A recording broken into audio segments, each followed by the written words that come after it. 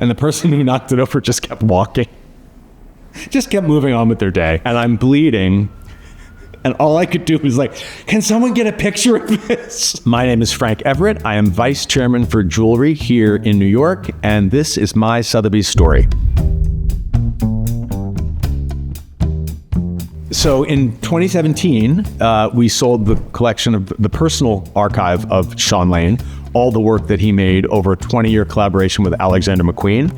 He produced all of the accessories, if you will, body art, body armor, jewelry that was worn in the runway shows of McQueen's. Each show was a theatrical experience. They were heavily themed, and the clothes were presented as costume telling a story. They were not made to be sold. And at the end of the show, McQueen said, I don't care what you do with it, take it. So he took it home and kept them. From the world of fashion, there is nothing like him. There never will be anything like him, and there will never be anything like those shows. So this kind of was my moment. The challenge is what kept bringing me back to it, because it wasn't art, and it wasn't jewelry, and it wasn't fashion. When I finally realized that it was all three, I thought we could find a market for it. So I got Shaun on the phone and we proceeded. And it took us about, I guess, a year to finally bring that collection to auction. We had to bring a lot of the pieces, almost all of it was already in London. And these were amazing pieces that had all been featured in the Savage Beauty shows in both the Met here in New York and then the V&A in London. Shaun also not only oversaw the design, but he was there every step of the way for the 2-day installation and pretty much placed every piece in every corner.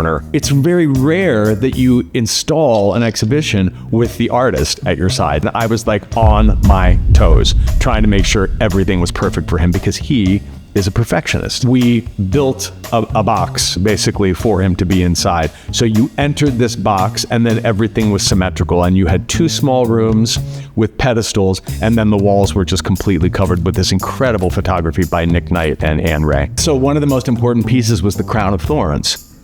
It was from the Dante collection, winter 96-97, and you can see this is all sterling silver. We were putting it on display form, and it was sitting on the floor, and we were moving things around, and somebody came in with a dolly and they bumped it. And it started to fall over, and I went into slow motion, you know, oh my God, almost like full layout to grab this thing.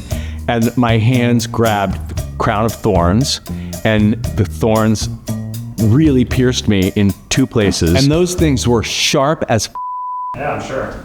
And I poked myself on them a couple times. Yeah, I'm sure. And I started to bleed. And the blood's running down my hand, and all I could think of was, can somebody get a camera? I thought this was the most poetic moment. And finally I had to just go wash up. But I really was like, look what's happening here. So that Crown of Thorns is now in the permanent collection at the Met, and I don't think they know that it has my DNA on it. And I still think it was one of the most beautiful things I've ever been a part of here. I loved Shaun, I loved McQueen's work, I loved this property, and I put my blood, sweat, and tears into it, literally.